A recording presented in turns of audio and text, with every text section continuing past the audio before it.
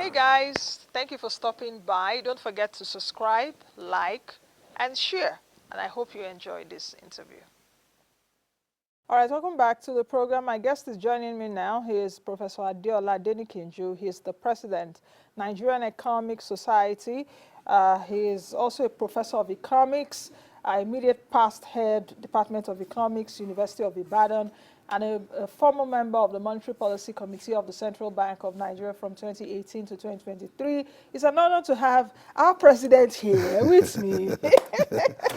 Thank you very much. Prof, good to see you. President of the Nigerian Economic Society. Thank you so very much, Since I've been Nancy. adopted into the Yes, society. you are more than qualified, eminently qualified. I've been adopted into the society, even though I'm not an economist. But you are. now Don't I am worry, one. you are one. Prof, good to see you. Thank you very much. Welcome to the program again. Where should we start from? I think I should start from, of course, the GDP news. The GDP growth has been in the news this week. What do you think as an economist, and what is the NES, Nigerian Economic Society, thinking about this, for me, cautiously optimistic 3.19% growth? Yeah, we need to count our gains, It's good that the GDP is growing. That shows that we are on some trajectory. It's also very important to look at the sectors that are growing. I'm excited personally that the oil sector continues to have this upward trajectory.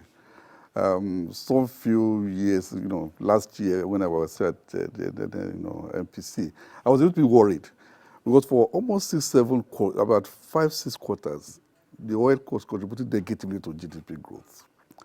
And that wasn't good enough because oil had a lot of potentials, not just in terms of, the fiscal linkages, but all the direct and indirect effects it could have on the economy. So I'm excited. It's not yet hurrah, but the sector is picking up, is good. Agriculture continues to be the bedrock, has been very reliable in terms of supplying growth to the Nigerian economy. But again, those numbers are still a little bit worrisome that they are not growing at maybe the level that you expect. I'm also excited, and I think we should also mention it. What is happening to electricity subsector? Because last quarter where it was negative growth, it has reversed its trend, and it's positive. And I think the minister was talking about they generate about 5,500 megawatts. It's still small, but compared to where we're coming from. So there are some things to be excited about to be optimistic about the GDP figures released, but we still have a long way to go. So is it cautious optimism? Because for me, when I saw that and I've analyzed it this week, I'm expressing cautious optimism. So for you and the society, is this cautious optimism? It is cautious optimism. I mean, we shouldn't be celebrating. Exactly. I mean, you should not be celebrating this. We should just be saying that we are happy that this is an improvement over what it was in Q1. Especially, we expect Q2 to be better than Q1. That trend is there. But there's still a whole lot of things to do. Because, again, we have a very high unemployment rate, high poverty rates. These figures can do a lot, to reverse the trend, to impact on those unemployment and poverty. How important is GDP? Because I know, of course, you've been a professor for 18 years, you teach economics. How important is GDP to economists now, in modern day? Because I know that there are other numbers too that would make citizens feel the impact of government or feel the essence of growth, or that development is on, because development, like they say, is economic growth with other things. So how important is GDP? Should we emphasize it as much as it is to economists? Yeah, it is important for a number of reasons. At least, it is a measure of the productivity of the economy, okay? It measures the value of goods and services that the economy is producing. So you're able to see whether what you are producing is growing or not, okay? So that gives you that measure, okay? It also tells you, okay, which sectors are growing. It tells you who is spending, where the spending is coming from. Is it coming from households? Is it coming from government? Is it investment? Is it net, trade? It tells you who is getting income. So the GDP figure in itself, if you break it down, has a lot of numbers that can be analyzed. Okay, so from that income that has been generated, what goes to capitalists, what goes to labor? Okay, those things are there. And then for comparison with other countries, it is there. And also it has been established that over time, the GDP also has, some links with other macro variables, that social variables, economic variables like employment, unemployment, with poverty, even with happiness. Okay, because it's a measure of whether your people are doing well. Once upon a time, we used to be very happy people. Yeah. Now we're angry. We are hungry. So if and that's why your GDP growth, the rate is very important. If we are doing 3.19, that is small. Okay, you're looking about sustainably to be able to have major impact, you're looking about something 5% and above. And it has to be consistent. So if you're able to grow 5%, annually for 3, 4, 5 years, people are employed. More people will be employed. That will create, income for a whole lot of people. That will reduce poverty. And, eventually that will make people happy. Because when people have jobs, when they have incomes, they will be happy. But when you don't have jobs, like, and, you can't even know how to feed your family, then there's a lot of problems. Prof, now let me disagree with you a bit there. Okay. And with data. Okay, go ahead. I'm happy I'm disagreeing with the Prof no, it's this good.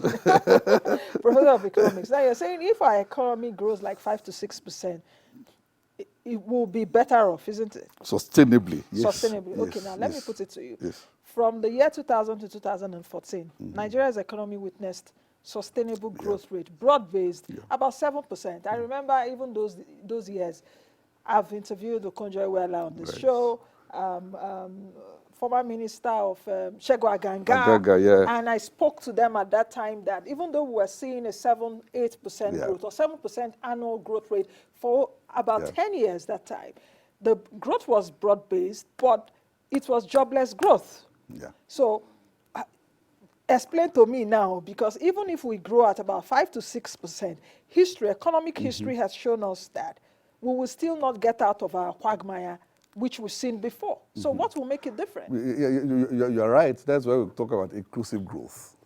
Inclusive growth is very important. That really is very important. In other words, and that's why you must look at the sectors that are driving the growth. Okay? If the sector driving the growth are sectors like oil, which was what happened those periods you're talking about, between 2000 and 2007, under Obasanjo, we have the longest boom in oil. Output was growing, price was growing, revenue was growing. So that was the oil sector. The oil sector in Nigeria is not properly linked with the rest of the economy. So it was just creating more money for the government to spend. Okay? But it's not linking, it's not linked properly with agriculture, it's not linked with manufacturing, and therefore those income that were coming then were not percolating, were not going back to the poor people. So you're right, and that's why I say you're an economist also. That economist also talks about growth that is inclusive, growth that is able to impact on more people. Okay, so if your growth is driven, for example, by agriculture, if it's driven by manufacturing, then you are likely to have a growth that will be inclusive. Okay. So does that mean that now, economic history, does that mean that Nigeria's economy grows as a result of two things, oil price and the volume of oil we are able to produce? Because even from the numbers, that is what we can see. This year, for example, or last year, okay, I think it was in 2022 we had like the lowest so far, not at least in a few years. We produced about 800,000, 900,000 barrels per day. But now, according to Mr. President, the NNPC Limited, we're producing around, averagely, I was told last week at the meeting, 1.558 million barrels per day, averagely year to date. So, but we're still not there. Oil price too is not really that bad, close to $80 a barrel. So if price is on our side, volume is on our side, Nigeria economy grows. Yeah. That's what it is. Yeah. Yeah. I mean, unfortunately, when you look at it, still talking about data. You look at the data and you are really very worried for the country. In 1970, Nigeria was producing 1.1 million barrels per day. About that, over 50 years ago, 1.1 million barrels per day. That was what we were doing in 1970. Now, at that time, Saudi was doing 3 million barrels per day. If you fast forward to 2024, we had 1.4, 1.5, just about 300, 400 barrels, that we have added. Saudi has moved from 3 million barrels to 9 million barrels per day. Okay, so in other words, if from oil, it's not that oil growing is not good. It's simply that, one, the number of things we need to caveat. One, it's not oil revenue that drives growth, or that is important. It's oil consumption. It is how you link that oil with your economy. How much consumption? To production, to consumption. So we do a lot of oil production, a lot of gas production, but what are we doing? Basically, we are just exporting crude, exporting our LNG or oil, whatever it is, whereas the economy is, is thirsty for all of these other things that we're not giving it, okay? And then, when we talk about diversification, I tell people, it's not simply to diversify from oil to agriculture, but within the oil sector itself, there are so many things that can happen. There are petrochemicals, there are refineries that can create jobs. There are other things there are all kinds of products that can come from gas and oil that we're not optimizing in this country, Okay, Prof. Since we've laid the foundation, the NES, Nigerian Economic Society, is having its annual conference, this 65th edition. 65th edition. In fact, we are old. We are old. We are old. As a society. Old. A society, 1957. I'm not sure there's any society that is older than us in Nigeria. We preceded independence. Really? So why are we where we are now? If you are this old and we have so many economists like you, what is the problem? Yeah. Why can't we link the intelligence, the talent, human capital, natural capital, what have you, that we have in Nigeria to Nigeria's development? What's the missing link? Sorry, Prof, that I'm No, very, very important. Actually, my presidential address, I've tried to look at, I call it university education and economic growth. I'm trying to establish, to put on a hypothesis that your university education is very important for growth. And also, the involvement of the university system, okay, in governance is also very important for growth, okay? In other words, who are the people that constitute your cabinet? Okay? Are they round pegs in round holes? Okay? So, how many economists do you have in government? So, I'm looking at between, since it is, this 1999 to now, the various administrations, how many economists are there? Okay, in those governments. And then you look at the economic ministries, if you can call it economic ministries, CBN governors, Minister of Finance, and chief economic advisors. How many of them have advanced level, economics backgrounds? How many of them have advanced, degree in economics? How many of them are coming from the universities? These are very important. That is the way you link them up. Okay? So if, yes, we have economists, I'm the president of Nigerian Economic Society now. I don't know how much of economists, how much of our society had been, anytime we have been consulted, invited to anything that the government is doing. Okay? We are doing economic reforms. And unfortunately, you will tend to depend more on expertise from abroad, the World Bank, the IMF, and the rest of them. Whereas in this place, we have professors who, went to the best schools all over the world, who had done a lot of research, graduated PhD holders in this area, had published papers, had advised other governments, and yet we don't talk to them. They are not in the rooms where decisions are made. That's unfortunate. So that's why we are where we are. So these are some of the issues we want to draw, want to emphasize at the conference. And in fact, we have, during the opening ceremony, we want to make a presentation, our views about the economy. What do we think as Nigerian Economic Society should be the way we should, go about reforming this economy in a sustainable way. So are you saying that perhaps that the economists hold the bazooka, now carry the jackpot to these problems, to the problems of the country? I know Dr. Ngozi Kojewala is an economist. A few people that were President Obasanjo had an economic advisor. There was even Dr. Magnus Sparkle. There were many of them. Yeah. I could, for President Buhari's time, apart from, there was a, Doji Salami yes, towards there the was a, end. yes, Yeah. there was an economic advisor to President Buhari, whom I interviewed here a few times, but many people did not even know that there was something happening. So are you saying that economists hold the answer? You know, it makes a lot of, when people who are trained are involved in decision making, it makes a whole lot of difference. Okay? I mean, these days you have a lot of people who claim to be economists. Okay? People come and make pontifications. But there are people that were trained. People who for instance, you see, economy is not about, it's not about maybe, I'm sorry to say this, revenue and expenditure, two sides of an account. An economist will say, ask you this question. What are the, you know, because the economists are interlinked, the economy is interlinked, various sectors. Whatever you do in this sector has implication on other sectors. So the economists want to say, okay, look, what are the trade-offs? Okay?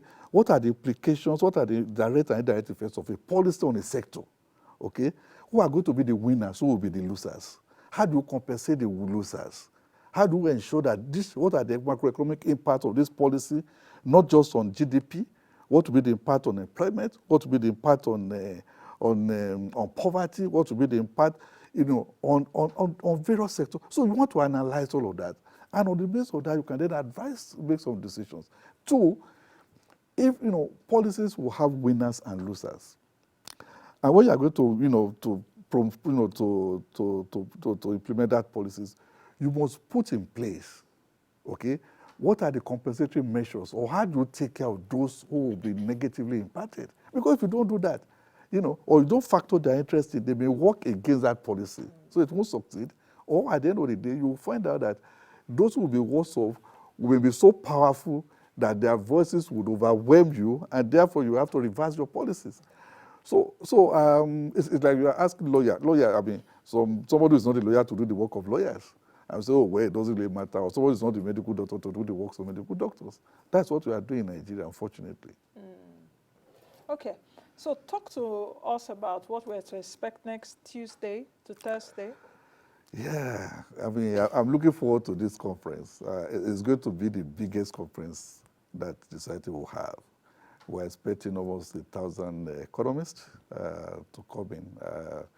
We are expecting about 180 technical papers that will be presented in concurrent sessions, 30 concurrent sessions, 180 paper. So we have people looking at various sectors of the economy, you know, and those people will be bringing forward their research, what their findings are, the policy implications, and things like that.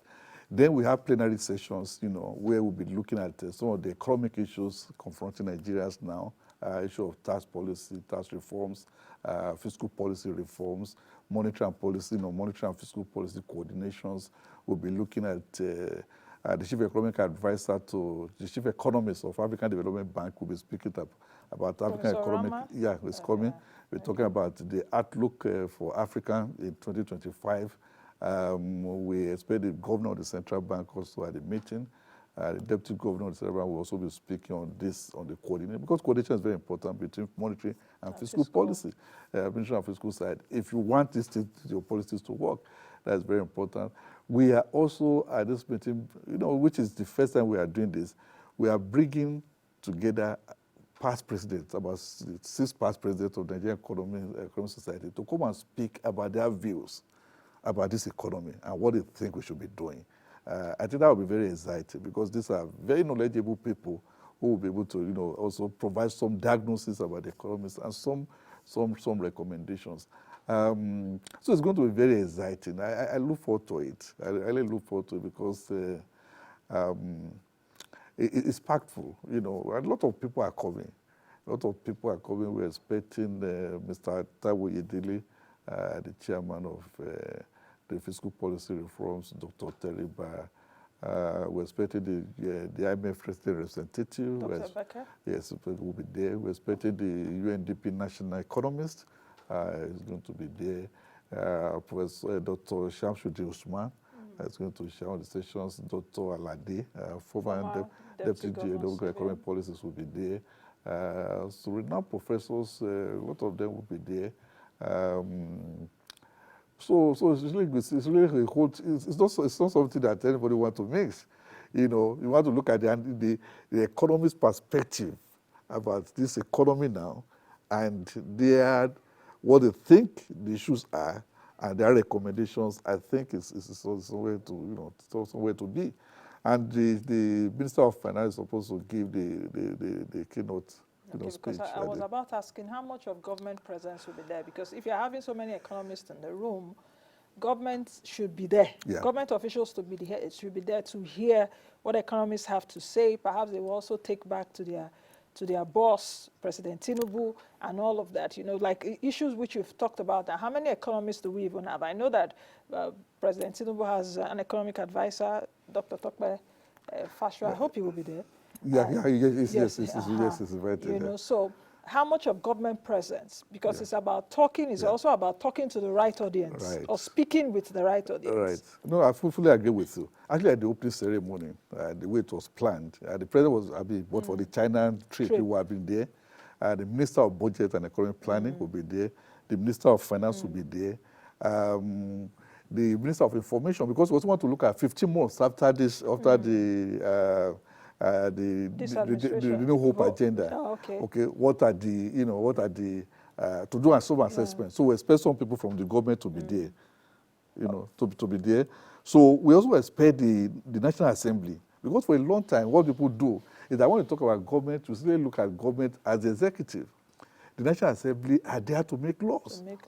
So we are also bringing them in. The chairman of the Senate Committee on Finance is one of the panels, one of the panels that we're looking at. And some of the very distinguished senators will also be there, at the conference. The chairman of the Senate Committee on Environment, and the also Senator Yaradua also, and a few others will be there. So we are covering the executive. We are covering legislators, and then we're also inviting people from the relevant MDAs, to be part of what we are doing. So for the first, we're not for the first time, but this time around, you will see that the economists we are bringing are not just from the academics. We are bringing in those who are in the private sector, like your Teriba, Dr. Adenikinju, so we are bringing them in. So it's going to be a whole lot of, so economists in the table. Yes. Yeah, a lot of energy. It's energy. I'm looking forward to it, because definitely I'll be there too. So I'm looking forward to it. I hope I will not be drowned, with so much, there'll be so much, information, but of course. No, you enjoy it. Anybody will enjoy it. I'm used to that. Yes. Do we have students at all? Because there are students studying economics too. Excellent. And how do people that are even watching, is it public? Can people just come in, or is it an event just solely for economists? Thank you very much, Nancy. I'm passionate about the students. I'm very passionate. In the past, I was the president of the Nigerian Association for Energy Economics. And I always made sure that we bring in our students to our conferences. And through that opportunity, a lot of them have been able to, go abroad and study energy policy, energy economics today. So what we are trying to do this time around also is to also encourage students, very special discounts. In fact, we've told the students, and they are listed here, if you're a Nigerian student, you want to attend this conference, we'll give you accommodation and we'll feed you. We'll provide feeding and accommodation for those who register, students who register.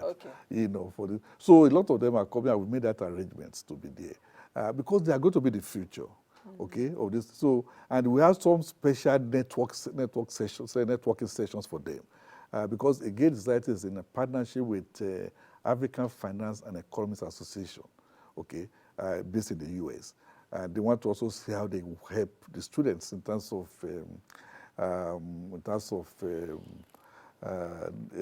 some support for them. So we're expecting the students. And for those who want to join us, the website, this time around we have a special app that we develop. So, but from Monday you can go to your PlayStation to download this app, that allows you to register for the program. So wherever you are, whether you are there physically or virtual, or wherever you are in the world, you will be able to attend the conference. Okay. Yeah. If we take a look at the conference theme, It's socio-economic developments in Nigeria, imperatives, implications, Yeah. and impact. No. Why is this theme? Why this theme? Why is it? Because socio-economic development in Yeah. Nigeria, that's such a wide topic.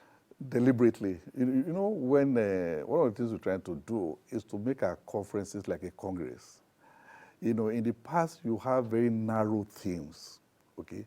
That at the end of the day, I mean, maybe you are just focusing on trade. At the end of the day, those who come to that conference will be just those who are working on trade, okay? This year, the topic is broad enough that if you are doing work in the area of energy, okay, energy transitions, you can come in. If you are working in the areas of fiscal policies, you can come in. If you are working in the areas of women in the economy, you can come in. So it is because all of us have something to contribute to solving our socio-economic problem in this country.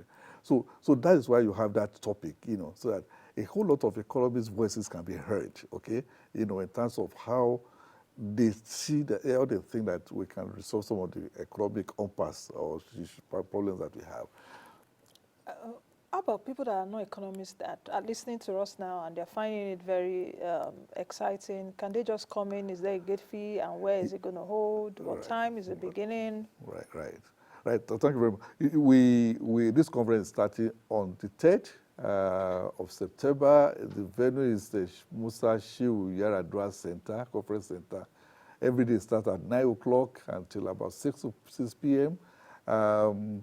Yes, if you are coming to register, if you are a member of the society, the venue is, I think it's 45,000 naira for the 3 days.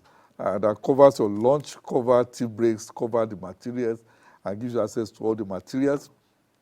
If you are a non-NEST member, I think the gate fee is about 50,000, and again, that takes you to be able to have access to everything that we're doing. And I must mention, on the last day, we have what we call Gala and Awards Night. We're going to give fellowship awards to very distinguished Nigerians, about 11 of them. And then we also give some special awards during the conference. And then there will be gala nights, times for people to just dress down. And, so that 50,000 or 45,000 will also cover all of that. Okay, so you've heard from the president of NEST, Nigerian Economic Society Group, a society that was formed in 1957. Yeah. So that's how many years now? 67 years. 67 years. Yeah. Okay, I wonder what the next 67 years will look like. It's going to be great. For us to take a look at our future. But if coming from the lens of NES now, with what's been happening so far, let me say under this administration, or even, let me say the last 10 years or so, do you think that there is a vision behind Nigeria's economy? Do you understand? Prof, I know you understand what I'm saying, because at least you're also part of the team that have crafted development plans for this country. Do you see a vision as to what Nigeria would look like in the future? Because I've been doing this for quite a while, and I'm a bit scared, I'm a bit horrified that I'm not seeing an articulated vision as to where this country will be like in the next 10 to 15 years. What are, beyond the national anthem that was changed, as to the economy holistically, who we want to be, what we want to be like, and it scares me, really. I'm saying it publicly. No, it's not just you. It's not just you, because again, like I tell people, we have commitment to the future generations, okay? I want to have a country where our children and grandchildren will be proud of. You have a lot of Nigerians, young people living now. And when we get old, the question is, will these people be around in your old age? When our parents were old, we were around to support them. They could see us, they can come to us. But now they are fleeing. They are fleeing because they have no hope in this country. And therefore, it is incumbent on us, okay, and at the current leadership to ensure that we have a future country. So, and the way to do it, it's not rock science. Many countries in 1960 that were at the same level, that have been able to move ahead, were people that have long-term vision, and they work towards it. Governments come and go, but there's a commitment to a long vision of where they are going. That is what we lack here. Finally, Dr. Ngozi Okonjo-Iweala last week in Lagos, or just a few days in Lagos, did talk about a social contract. in terms of perhaps legislating economic development into the constitution or whatever, that whosoever comes in, whatever party that comes in, has a commitment that this is where we should go. Are you towing that line? Because I was listening to her last week and I was like, this woman is not even saying something out of the ordinary. She painted the picture in Peru. Yeah. Peru has had, I think, 6 presidents in 7 years. Yet, they know where they are going to, the economy. There must be something that we are all agreed to. And towards the end of the last administration, I was part of the medium-term national development plan, the current one.